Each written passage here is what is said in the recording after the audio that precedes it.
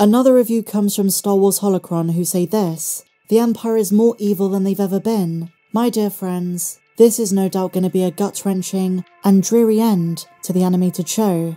Are they going to leave the fate of Clone Force 99 open-ended? Is Omega going to disappear with Asajj? Or is everyone simply going to die?"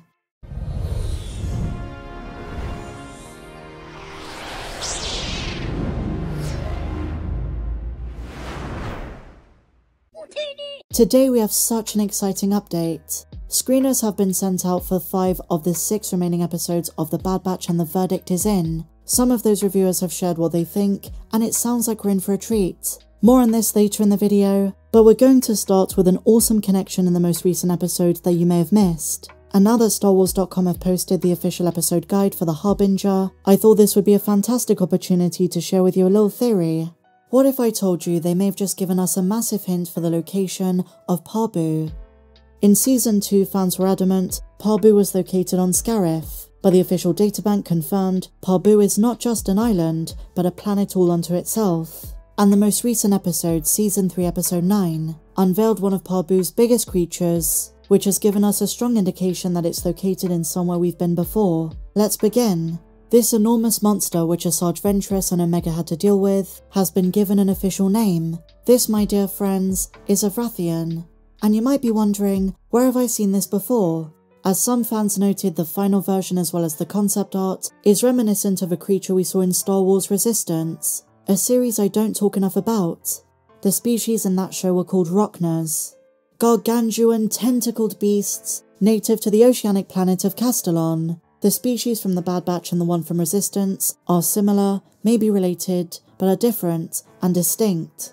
The mouths and the pupils are similar, but in the case of Rokna, they had 4 eyes, not 2. When it came to fully sized versions of the species compared to their youth, the difference was enormous. The little ones like Bebo could be carried like a squishmallow in your arms, but then compare it to the devastating enormous size of the adults that could destroy buildings, ruin infrastructure. As we saw in Resistance, they were bad news. And just as their respective sea monsters share similarities, so do the 2 planets of Pabu and Castilon, more than you may think. Both terrestrial-like ocean planets, but it should be noted that Pabu was much smaller in size. Now, taking into account the similarities, and the fact this is not the first time the Bad Batch has made allusions to Resistance, the 2 species might have shared ancestry, maybe variants of each other, and for all we know, what if Pabu and Castilon are located in the same sector, or system, the Tashdor system? Another giveaway is that both planets have just one sun, with very similar characteristics. Also, the colour palettes are similar, the landscape, the scenic ocean views. I hope one day they give us a definitive answer of where Pabu is located. In either case, I love interconnectivity, and while there are certainly more fans watching The Bad Batch than Resistance, the legacy of that show further down the timeline is still alive and well, as we saw in the Ahsoka show, Kazuda Xiono's dad.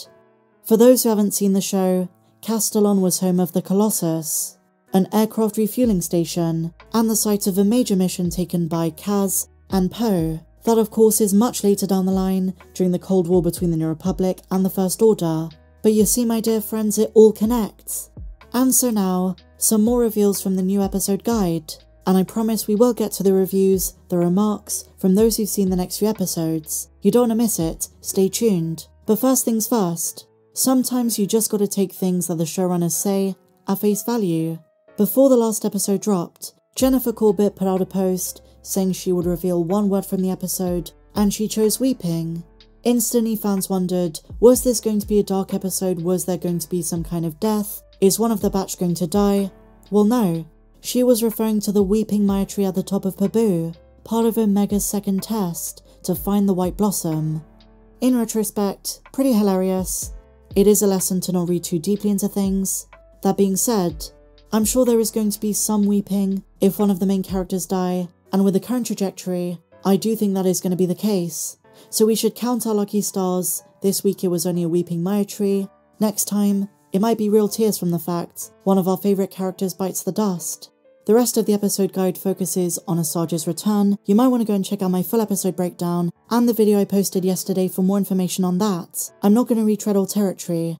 So now let's talk about the screeners that have been sent out for episode 10, 11, which is 2 episodes next week, 12, 13 and 14. The final episode at the start of May, The Cavalry Has Arrived, is a mystery to everyone. The screeners didn't get episode 15. But here's what they said about 10 to 14. Our first post comes from Joaquin Teodoro. I watched the second half of the final season of The Bad Batch, except the final episode.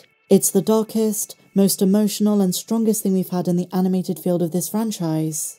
I mean, we really have to consider how strong this guy's words are, and consider that the Clone Wars at its best, Rebels at its best, was some of the strongest stories in the mythology of the entire franchise to date. So while the next episode's going to be stronger than Clone Wars Season 7, Rebels Season 4, all I can say as someone who's not seen the next few episodes is that sounds very promising.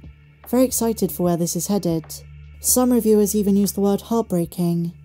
He goes on to say this, I'm sure the ending is going to break our souls in some way or another. Everything leads to it. And here they post 4 very interesting pictures which have some kind of interconnectivity. The main Season 3 poster, then we have Emperor Palpatine, Emery Carr and Dr. Hemlock, and Asajj. And this begs the question, is there a connection between Asajj Ventress and the M-Count projects on Tantiss? Do they somehow capture her? Do they take her blood? Which could tie into something further down the timeline with Thrawn and the Catacombs? Is she going to help the clones in the final episode with her uprising, help the Batch take on Tantiss and the Empire? So many unknowns. But they're saying everything is leading to the final episode. It all comes together. Every episode until that point ties in. We're in for a ride, my dear friends. Jordan Mason says this, I've had the chance to see all but the finale of The Bad Batch Season 3, and folks, holy, you know what? Somehow darker, more captivating, and even better than the first half. He's saying it's even darker than the episodes we've had. And then he says this, Hemlock is the first cartoon I've ever wanted to throw hands with. Just incredible stuff coming up. We know from the teaser trailer, which was titled Danger, we're returning to Tantiss. And according to these 2 posts, it's going to be intense. More Hemlock, more Emery. There's probably going to be a big confrontation, a big fight. Oh my gosh, we finally made it, guys. I've been covering The Bad Batch since the first season, from before it even dropped. I've made hundreds of speculation theory videos. It's going to be so sad when this comes to an end. I'm going to miss it. This has been some of my favourite Star Wars to date. And not just the Disney era. We've become attached to so many of these characters. And it's not just if they're going to die. It's going to be the absence of this show that's going to hurt. I'm so pumped for the final 6 episodes. So a couple of points of speculation. I think the invasion of Pabu is going to be very soon. And I also think next week, Omega's going to be recaptured. And that is going to spark the Batch really cracking down on the location of Tantiss. And that is how Phee Genoa comes back in the flesh. We saw her in a hologram a week ago, but now she's coming back in the flesh, helping with the search. And if it's true that Omega is recaptured, that certainly is going to bring the darker vibe that these reviewers are teasing, even more dark than what we've seen. Not to mention, we're finally about to get answers about the clone assassin CX2. A lot to look forward to, my dear friends. What do you think?